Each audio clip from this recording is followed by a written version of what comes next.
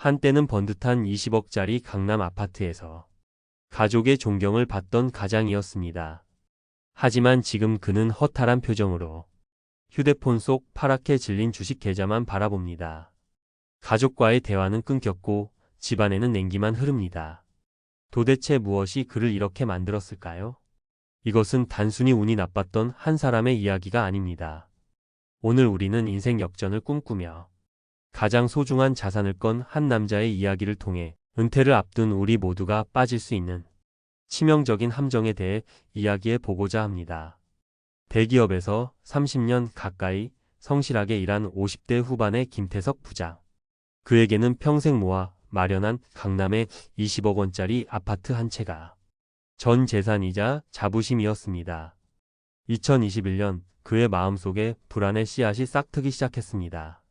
주변에서 들려오는 미국 주식 성공담 때문이었습니다.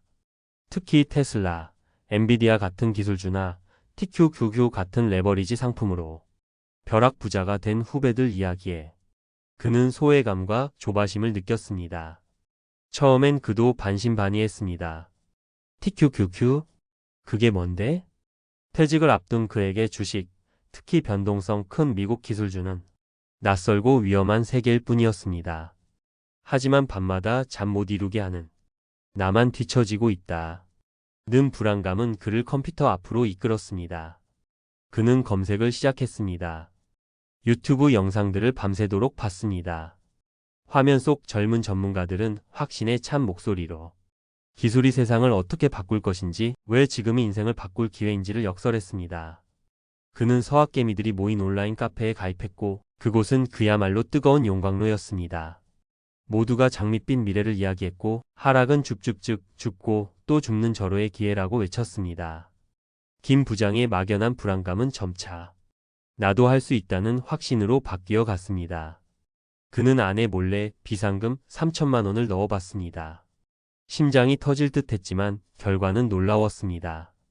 한 달 만에 계좌에 20%가 넘는 빨간 숫자가 찍혔습니다. 그 순간 남은 이성은 마비되었습니다. 이것 봐, 내가 맞았잖아. 3천만 원으로 이 정도인데 만약 3억을 넣었다면? 이 달콤한 성공은 그의 조바심에 기름을 부었고 아내의 신중한 조언은 더 이상 들리지 않는 잔소리가 되어버렸습니다. 결국 그는 돌이킬 수 없는 결단을 내립니다. 부동산은 이제 끝났어. 진짜 자산은 저기 있는데 이 기회를 놓치면 평생 후회해. 그는 아내의 오랜 반대를 힘으로 누르고 아파트를 팔아 작은 평수로 이사했습니다. 그 차액과 추가 대출까지 받은 7억 5천만 원 전부를 자신의 확신에 쏟아부었습니다. 처음 몇 달은 좋았습니다. 계좌가 빨갛게 물들자 그는 자신의 선택이 옳았다고 확신했습니다. 하지만 2022년 시장이 급격히 꺾이자 상황은 돌변했습니다. 그의 계좌는 순식간에 반토막, 아니 그 이상으로 쪼그라들었습니다. 문제는 돈만이 아니었습니다. 한 온라인 커뮤니티에 올라온 투자 실패기처럼 김 부장의 삶 자체가 무너졌습니다. 가족과 식사하면서도 휴대폰만 쳐다봤고 아이들의 말에도 예민하게 반응하며 버럭 화를 내는 나쁜 아빠가 되어갔습니다.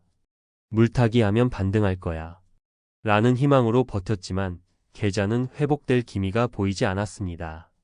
결국 그는 회복 불가능한 손실을 떠안고 말았습니다. 이는 김 부장 개인만의 사연이 아닙니다. 온라인 커뮤니티에는 TQQQ 투자로 9억 원에 가까운 손실을 본 30대 직장인의 사연 등 비슷한 아픔을 겪은 이들의 글이 끊이지 않고 있습니다. 아내와의 관계는 돌이킬 수 없이 멀어졌습니다. 그때 왜 내 말을 안 들었냐는 원망과 당신 때문에 우리 노후가 망가졌다는 절규 속에 가정은 해체 직전까지 내몰렸습니다.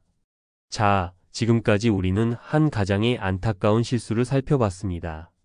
하지만 지금부터가 진짜 중요합니다. 왜 이런 비극이 반복되는지 그 근본적인 원인을 알아야 우리 자신을 지킬 수 있습니다. 많은 분들이 TQQQ 같은 레버리지 상품에 왜 그렇게 열광했을까요? 바로 3배라는 마법 같은 숫자 때문입니다. 하지만 이 상품들은 구조적으로 장기 투자 시 필패할 수밖에 없는 치명적인 함정을 가지고 있습니다. 가장 큰 문제는 변동성 끌림, 즉 음의 복리 효과입니다. 예를 들어 보겠습니다. 기초지수가 100일 때 오늘 10% 오르면 110이 되고 3배 ETF는 30% 올라 130이 됩니다. 하지만 내일 기초지수가 다시 10% 하락하면 99가 됩니다. 원금 대비 1% 손실이죠. 하지만 3배 ETF는 130에서 30%가 빠져 91이 됩니다. 무려 9%의 손실입니다. 이처럼 오르고 내리는 과정이 반복될수록 내 계좌는 눈 녹듯이 사라지는 구조입니다. 여기에 더해 일반 ETF보다 훨씬 비싼 운용 수수료가 매일같이 계좌 가치를 갉아먹습니다. 그렇다면 이런 상품은 왜 존재하는 걸까요? 본래 용도는 장기 투자가 아닌 전문가들이 시장 하락을 방어하거나 아주 짧은 기간의 방향성에 베팅하는 초단타 매매를 위한 것입니다.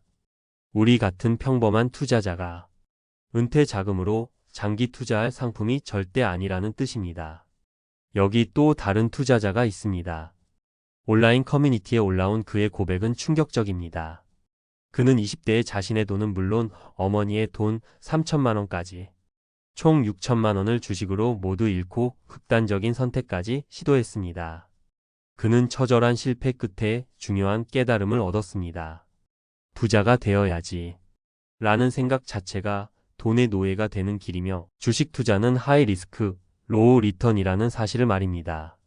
그는 주식을 포기하고 자신의 가치를 높이는 데 집중했습니다. 대기업에 입사하고 전문 자격증을 따면서 주식으로 잃었던 돈보다 훨씬 안정적이고 큰 돈을 벌게 되었습니다. 그는 이제 말합니다. 진정한 부자는 돈을 지키는 데 집중한다고. 김 부장과 두 번째 사례의 가장 큰 차이는 무엇일까요? 바로 자산의 성격을 이해했느냐의 차이입니다. 강남 아파트, 퇴직금은 수십 년간 쌓아 올린 노후 생활비이자 지켜야 할 자산입니다.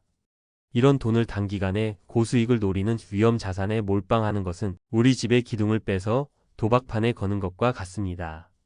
투자의 목적이 안정적인 노후라면 운용 방식도 안정성이 최우선이 되어야 합니다. 그렇다면 어떻게 해야 할까요? 한 재무 전문가는 관련 인터뷰에서 퇴직금 같은 큰 돈을 운용하는 상책을 제시합니다. 바로 개인형 퇴직연금 IRP 계좌를 활용하는 것입니다.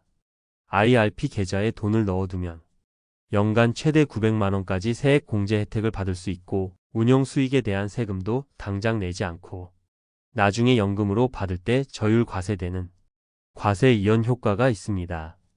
김 부장처럼 공격적인 성향의 투자자라 할지라도 IRP 계좌 안에서 개별 종목이 아닌 여러 종목에 분산 투자하는 상장 지수펀드 ETF에 투자하는 것이 훨씬 현명합니다. 이는 특정 기업의 리스크를 피하고 시장 평균 수익률을 따라갈 수 있는 안정적인 방법입니다. 이제 오늘 당장 당신의 노후를 지키기 위해 점검해야 할 3가지 원칙을 말씀드리겠습니다. 첫째, 투자의 목적을 명확히 하십시오. 이 돈이 3년 뒤 자녀 결혼 자금인지 20년 뒤 나의 노후 자금인지에 따라 투자 방식은 완전히 달라져야 합니다. 예를 들어 3년 안에 써야 할 자녀 결혼 자금이라면 원금 손실 위험이 있는 주식보다는 안정적인 예금이나 단기 채권이 적합할 것입니다. 반면 20년 이상 묵혀둘 수 있는 노후 자금이라면 물가 상승률을 이기기 위해 일정 부분은 ETF와 같은 투자 자산에 배분하는 것을 고려해 볼 수 있습니다.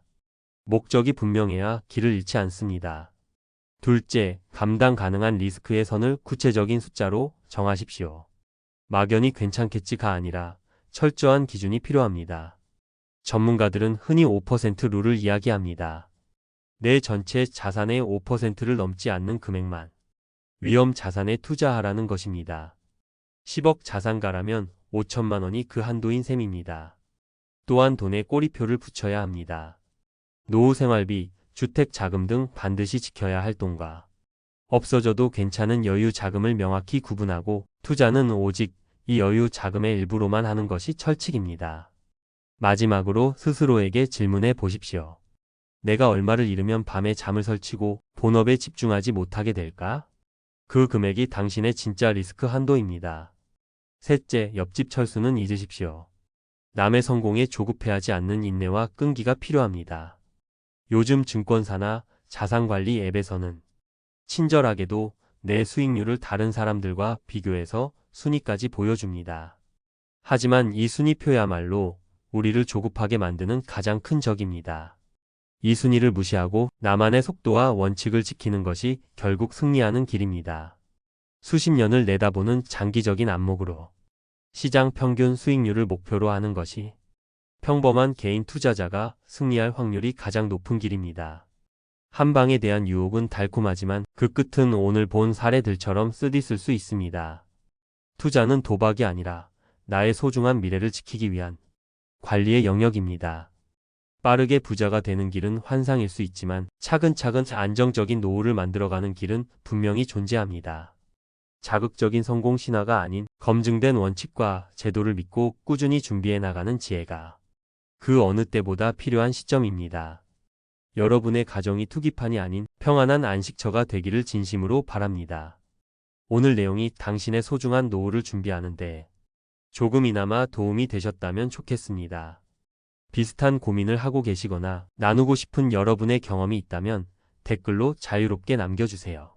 서로에게 큰 힘과 지혜가 될 것입니다.